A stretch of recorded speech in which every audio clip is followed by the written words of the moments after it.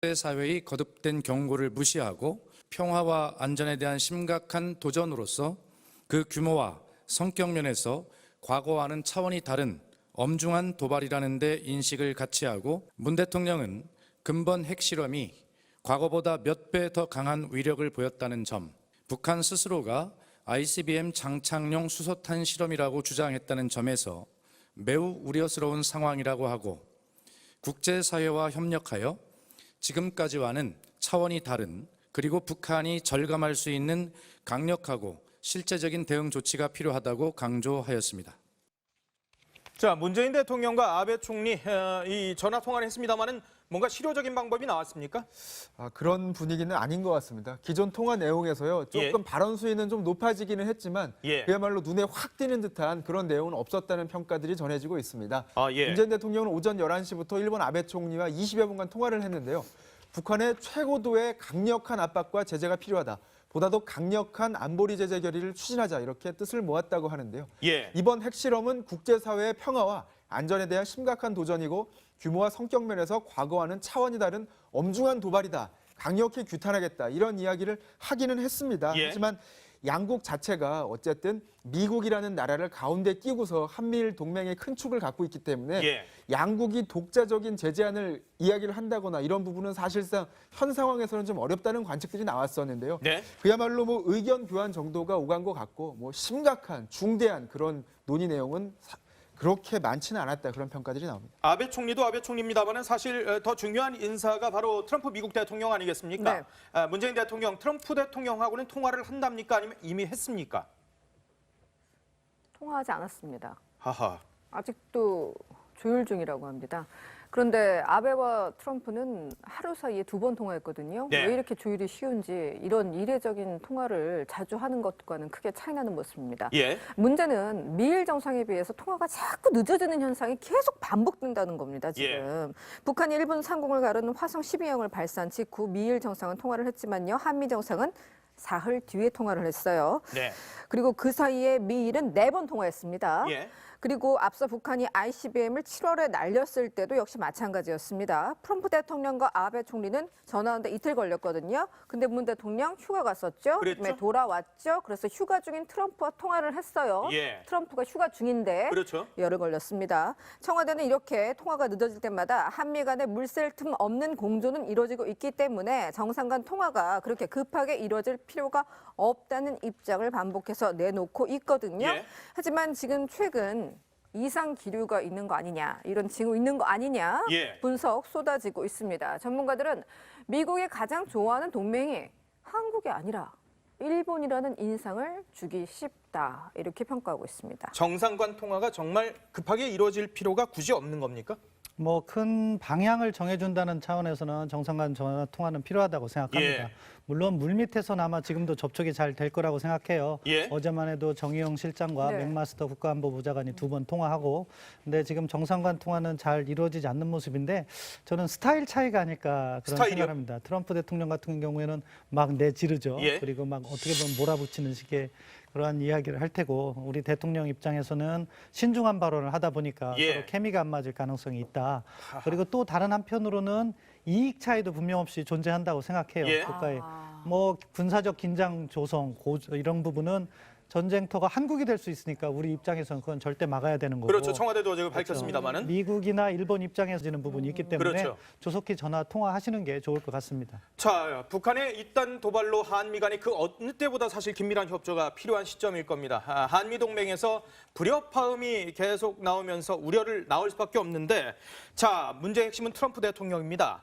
대한민국 문재인 대통령이 유화책을 계속 쓰는 데 대해서 아주 노골적 불만을 제기를 했습니다. 그렇습니다. 지금 바로 이게 이제 뭐 전화 연결 좀 늦을 수도 있고 통화 늦을 수도 있지만, 문제는 지금 생각이 좀 다르다는데 좀 문제가 있는데, 그 점을 트럼프 대통령도 비판을 했습니다. 3일 오후 8시 45분에 쓴 트위터를 통해서 북한이 미국에 대해 매우 적대적이고 위험한 언행을 계속하고 있다면서 북한을 비판한 데 이어 문재인 대통령도 약간 겨냥을 했습니다. 한국은 내가 말했듯이 북한에 대한 유화적인 입장이 효과가 없을 것이라는 점을 깨닫고 있다. 그들은 그저 하나만 안다라고 이렇게 비꼬았는데요. 자신과 문 대통령 사이에 북핵 해법을 놓고 상당한 이견 차이가 있다는 얘기가 있습니다. 그래서 뭐 일부에서는 그런 얘기를 해요. 농구로 예를 들자면 지금 압박 올코트 프레싱으로 지금 나가야 되는데 문재인 대통령은 자꾸 지역 방어를 하자. 이러니까 이게 같은 팀 내에서도 플레이가 안 되고 있다. 이런 얘기가 나오고 있습니다.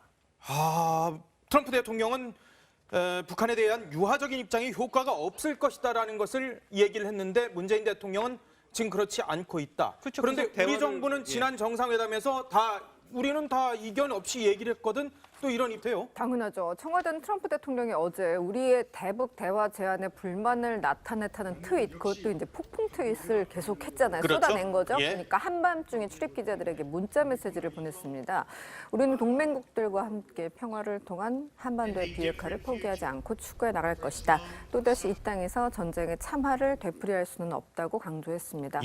근데 청와대가 원래 저녁 6시 반 이후로는 문자 잘 안 보내거든요. 그렇죠. 근데 트럼프의 발언에 불쾌감을 우회적으로 표시하면서 공식 문자를 한밤중에 보내서 진화에 나선 것이라고 볼 수 있습니다. 다만 청와대는 한미 양국은 북한의 계속되는 도발에 대응해서 국제사회와 함께 최대한 강력한 제재와 압박을 가한다. 이렇게 일치하고 확고한 입장을 견지 중이라고 이제 비슷한 내용을 반복했는데 백브리핑 내용은 조금 달랐는데 그건 잠시 뒤에 백 기자가 전해드리겠습니다. 자, 한미 간에 이건 트럼프 대통령이 노골적으로 불만을 표시한 거지 않습니까? 이거 왜 그런 겁니까? 기본적으로 트럼프 대통령이 매너 없는 행동을 했습니다. 왜냐하면 이 정상 간의 통화 내역은 비밀로 보통 간직을 하게 되고 그 부분에 있어서 문제가 있으면 국가안보보좌관이나 각부 장관을 통해서 실무적으로 풀어야 되는데 이 트럼프 대통령의 근본적인 트위터 정치의 문제점이라는 거예요. 그러니까 트럼프는 정책보다도 자기 기분에 앞당긴 트위트를 하는데 이래서 좀 아무래도 문재인 대통령과 이견은 있었던 것 같아요. 9월 1일 정상통화 이후에 트럼프 대통령이 나오는 게 상당히 불만이 좀 있어 보여요. FTA 폐기하겠다는 것도 그렇죠. 대북 정책을 어피즈먼트라는 좀 어떻게 보면 상당히 안 좋은 표현을 썼던 것도 그렇고 그런 부분에 있어서 정책 조율을 해가야 되는데 트럼프 대통령이 약간 과잉 반응을 했던 거고요. 우리는 그 입장에서 뭐 입장은 발표했는데 중요한 건 과거가 아니라 앞으로다.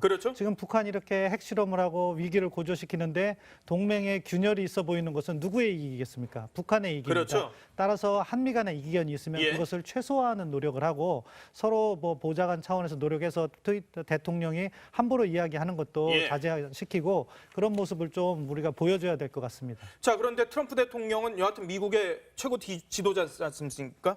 그런데 트럼프 대통령은 북한에 대한 유화 정책은 이건 잘못됐다라고 얘기를 하는 게 확고한 거 하지 않습니까?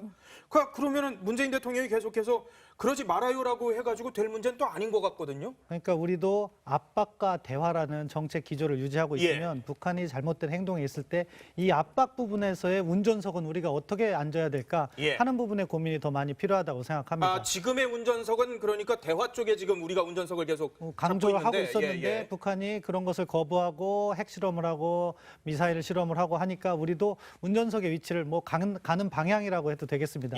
압박이라는 길도 있고 대화라는 길 다 갈 수 있는데 지금은 압박 쪽으로 우리가 운전석을 가지고 가야지 미국도 거기에 호응을 해주고 공조에 문제가 없을 것 같은데 그런 부분에서 약간 우리가 속도감 있는 대응이 필요하다고 생각합니다. 자, 이 문재인 대통령 어제 1시간 만에 NSC 전체 회의를 주재했었습니다. 어떤 얘기를 했는지 들어보겠습니다. 참으로 실망스럽고 분노하지 않을 수 없습니다. 북한은 국제사회로부터 고립을 더욱 가중시키는 실로 어처구니 없는 전략적 실수를 자행하였습니다. 정부는 이번 북한의 도발에 대해 국제사회와 힘을 모아 강력한 응징 방안을 강구할 것이며 북한으로 하여금 핵과 미사일을 포기하지 않을 수 없도록 해나갈 것입니다. 자, 문재인 대통령 표현은 좀 강해졌습니다만은 대북 해법은 그런데 여전히 대화에서 바뀐 게 없는 것 같습니다. 아닙니다. 이제 슬슬 만들 거라고 생각합니다. 왜냐하면 지금까지 이제요? 왜냐하면은 지금 정부가 출범한 지 개월로 따지면 이제 4개월 지났거든요. 어떻게 보면 국가안보 전략이 이렇게 정부 차원에서 만들어지는 과정인데 지금까지는 아마 압박과 대화에서 우리가 대화 의지를 표현하고 북한이 그것을 호응해 오면 핵 문제도 해결할 수 있다. 그런 전략적 셈법을 우리가 가지고 있었던 것 같아요. 그렇지만 그것이 이제 현실적으로는 그렇게 될 가능성이 매우 적다는 것이 나타나고 있잖아요. 예. 그럼 이제 안보 전략 기조부터 사실 정립을 해야 되는 거죠. 그래서 예. 많은 전문가들이 처음부터 제로 베이스에서 한번 다시 고민하자. 북한의 위협이 증강되는데 거기에 대한 우리의 외교적 해법은 무엇이고 예. 군사적 대응 방안은 무엇이냐. 일단 외교적 해법은 압박을 강화할 수 있는 걸 우리가 주도적으로 나서야 된다고 생각합니다. 더 이상 미국에 맡겨서도 안 되고 따라서 미국이 결국에 북한을 움직일 수 있는 건 아직도 중국이기 때문에 예. 그런데 그 중국을 움직일 수 있는 건 우리의 힘은 부족하고 미국을 통해서 움직일 수 있기 때문에 미국에게 중국에 대한 세컨더리 보이콧 더 예. 목소리 내라 이런 요구를 한국이 해줘야 되는 거죠. 예. 그런 차원에서 압박을 위한 우리의 주도적 노력도 필요하고요. 다른 한편으로는 억제력, 군사적 차원에서 예. 억제력도 다시 한번 생각해 봐야 된다고 생각합니다. 왜냐하면 과거에는 우리가 비핵화를 추진한다는 그런 정책 기조로 인해서 예. 우리의 핵 억제력 부분은 그냥 미국에게 의존해왔던 것이 사실입니다. 예. 그래서 뭐 미국의 전략자산 순환 배치라든가 그 정도면 상당히 만족할 수준이었어요. 예. 그런데 이제 북한이 핵을 더 개발하겠다는 의지가 확고한 차원에서는 그렇죠. 북한의 다음 행보까지 우리가 예상을 해야 되는 거죠. 예. ICBM 개발하고 예. 어떠한 경우에도 양보하지 않고 또는 미국과 타협을 하는 북한의 그런 전략적 셈법이 있기 때문에 예. 그 단계에 부합하는 정책적 대안을 우리 정부가 갖고 있어야 됩니다. 예, 예. 따라서 뭐 겉으로 얘기하는 것은 정부의 입장에 따라서 뭐 조율할 수 있다고 하지만 내부적으로는 예.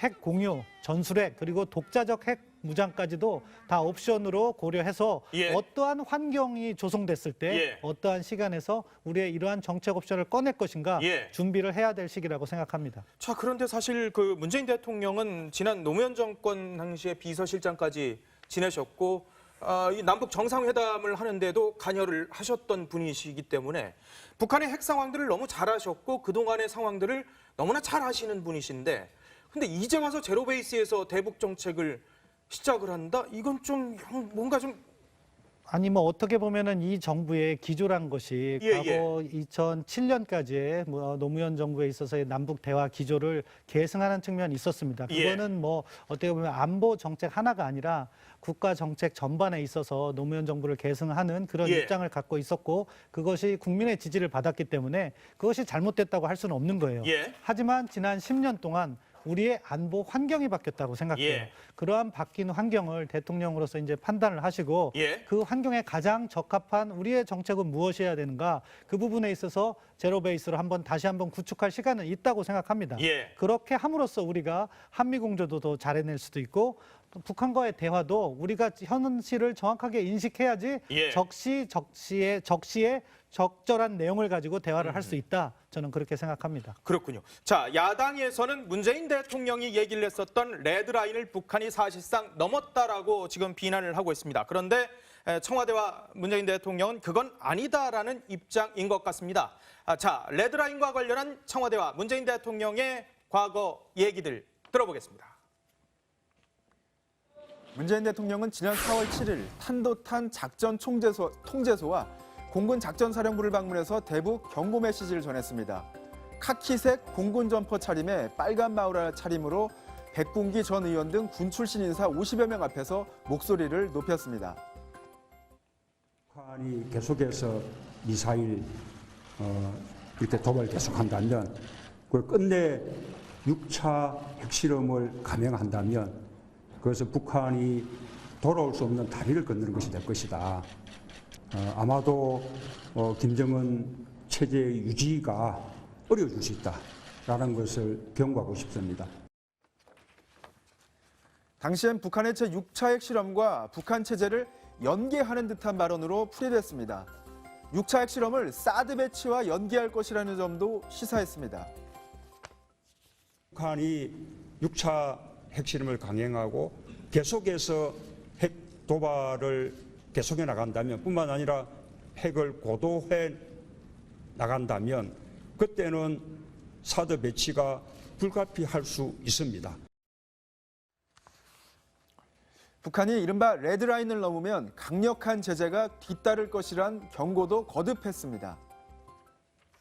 한반도 비핵화 구상에 호응하지 않고 레드라인을 넘어설 경우 우리가 어떻게 대응할지 알 수가 없다. 문 대통령은 저는 북한이 돌아올 수 없는 다리를 건너지 않기를 바란다. 레드라인 기준이 모호하다 이런 지적에 그 기준을 구체화하기도 했습니다. 북한이 ICBM 탄도미사일을 완성하고 거기에 핵탄두를 탑재해서 무기화하게 되는 것을 레드라인이라고 생각합니다. 북한은 그러나 문 대통령의 계속된 경고에도 핵미사일 도발 기조를 계속 이어갔습니다. 이미 대륙간 탄도미사일 발사에 성공했고 6차 핵실험으로 핵탄두의 미사일 탑재를 위한 소형화, 무기화에 성공했다는 평가가 전해집니다. 사실상 레드라인을 넘어선 것으로 봐도 무방하다. 이런 평가들이 전해지고 있습니다. 청와대도 6차 핵실험 이전과 대북 기조가 같을 수는 없다. 상당 부분 수정이 불가피할 것이라고 했습니다. 다만 대북 정책의 전면적인 전환이라고 하기는 어렵다. 긴 호흡으로 보겠다. 이렇게 이야기를 했습니다. 야당은 아니라는 인식이라며 강하게 반발했습니다. 불과 4개월밖에 되지 않았는데 5천만 국민이 핵인질이 되었습니다. 레드라인은 밟으면 어떻게 한다는 것이 같이 있을 때만 의미가 있는데 어떻게 하시겠다는 계획과 보관을 국민들에게 직접 설명해 주시기 바랍니다.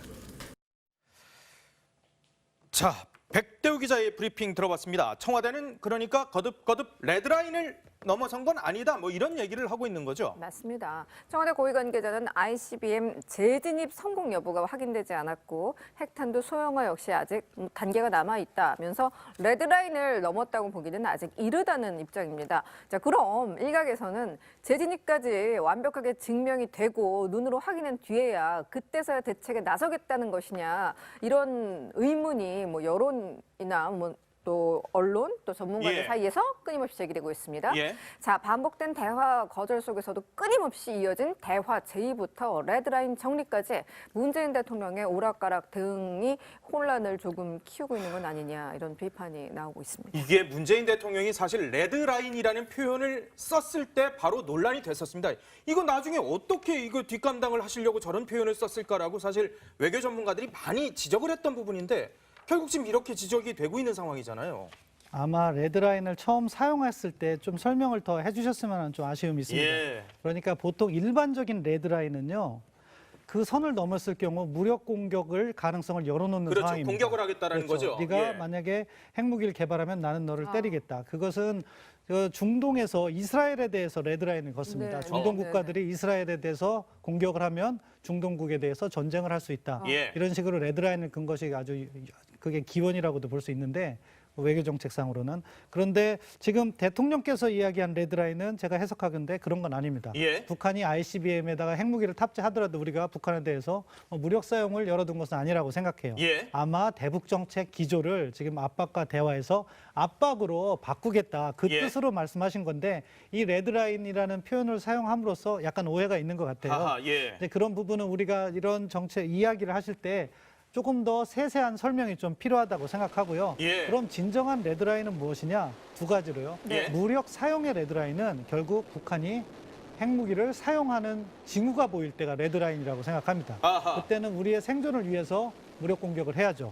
그리고 정책 전환의 레드라인 부분은 저는 이번에 핵실험도 레드라인이 된다고 볼 수 있고. 정책 전환의 레드라인이라고 보시는 거군요. 그렇죠. 왜냐하면은 지금 뭐 ICBM에 그 핵무기를 탑재하는 거는 어떻게 보면은 미국에 대한 위협이 되고 그것이 한반도 전략 상황을 바꿀 수 있는 그런 상황이기 때문에 대통령께서 그렇게 말씀하셨는데 말씀하신 대로 일부에서는 그건 너무 늦다 이런 이야기가 있기 때문에 지금부터 하나씩 정책적인 차원이라면은 조금씩 미리미리 고려하시는 게 좋을 것 같다 그런 생각을 해봅니다.